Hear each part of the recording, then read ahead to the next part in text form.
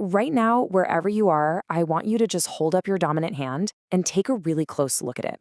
Do you see the shape of your fingers, those fleshy little pads on your palm, the intricate web of lines crisscrossing right there in the center?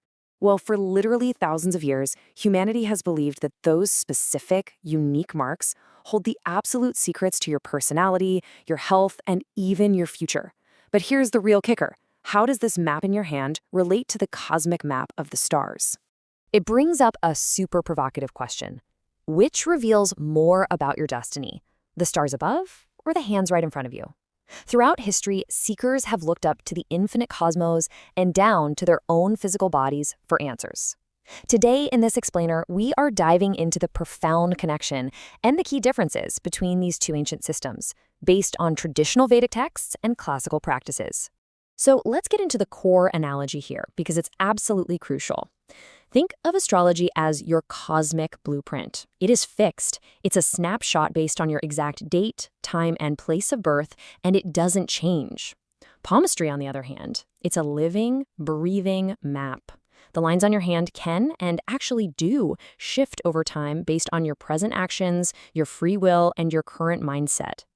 And you know, our human fascination with the hand runs incredibly deep. Just look at these ancient cave paintings. Even our Paleolithic ancestors were likely sitting around wondering about the unique variant lines and mounts on their own palms.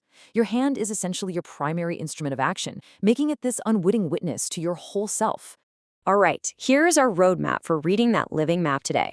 First, astrology versus palmistry. Then, the 4 elemental hand shapes. Third, fingers, mounts, and planets. Fourth, decoding your major lines. And finally, merging chart and palm. Let's jump right into section 1, astrology versus palmistry, and understanding the foundations. In the ancient Indian knowledge system, palmistry is known as Hasta Samudrika. And according to some fascinating research by Dr. Pradeep Banerjee from Divine Palmistry Path, this isn't just considered some random parlor trick. It's actually viewed as a highly integrated cosmic science. It's the study of how celestial bodies literally leave physical signatures right on the human body. The really important takeaway here is that neither system is better or more accurate than the other. They just do different jobs. Astrology gives you the timing, the life cycles, and the karmic patterns you were born into, but palmistry gives you the practical manifestation. It shows exactly how you are handling that destiny right now, today, in your present condition. Put them together and you get a much deeper level of guidance.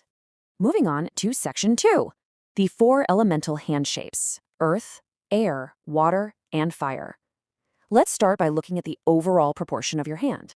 Traditional palmistry actually categorizes hands into 4 basic elements. If you have an earth hand, meaning a broad, square palm with fingers equal in length to the palm, you're likely super practical, responsible, and grounded in the tangible world. Now, an air hand has that same square palm, but with long fingers, which suggests you're highly sociable, witty, and really comfortable living in your head. A water hand? That's a long, oval palm with long, flexible fingers. These folks are usually highly creative, perceptive, and emotional introverts.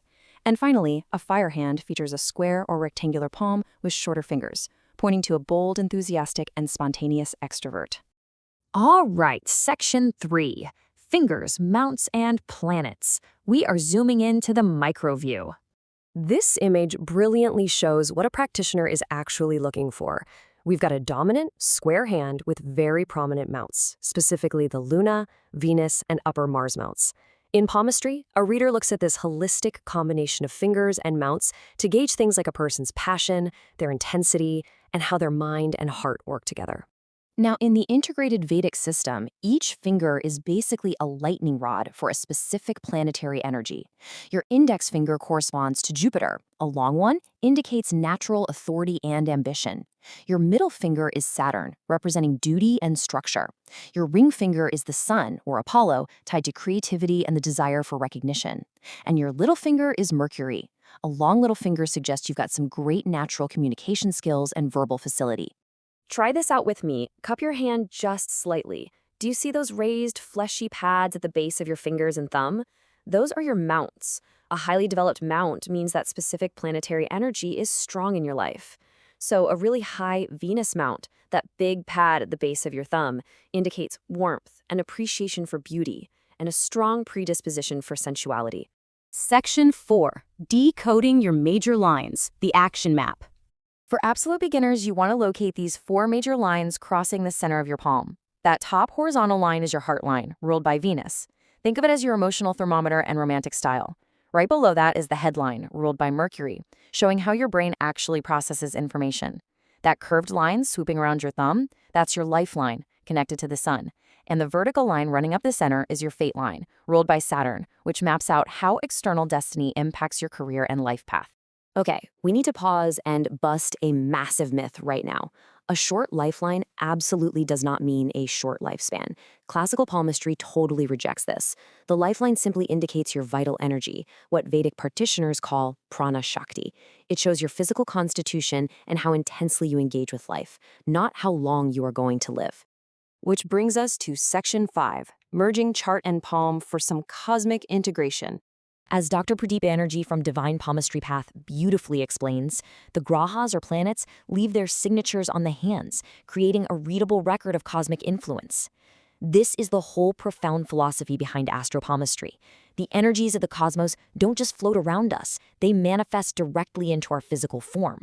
So here is how you practically integrate them. Step 1. Identify the dominant planets in your astrological birth chart. Step 2. Check the corresponding mounts and lines on your palm. If you have a strong Jupiter in your chart, you should theoretically see a highly developed Jupiter mount under your index finger. And step 3, you look for the discrepancies. And why are those discrepancies a good thing?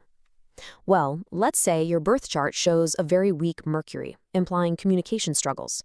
But on your palm, you have a beautifully strong, clear Mercury line and a developed mount under your little finger. That means you have used your free will to overcome your destined blueprint. You actually developed that potential through your own effort and mindset. Your living map evolved. To help align these energies, practitioners often use practical daily applications. For instance, chanting specific planetary mantras can actually help focus the energy of your physical mounts. Want to strengthen your Jupiter mount for leadership?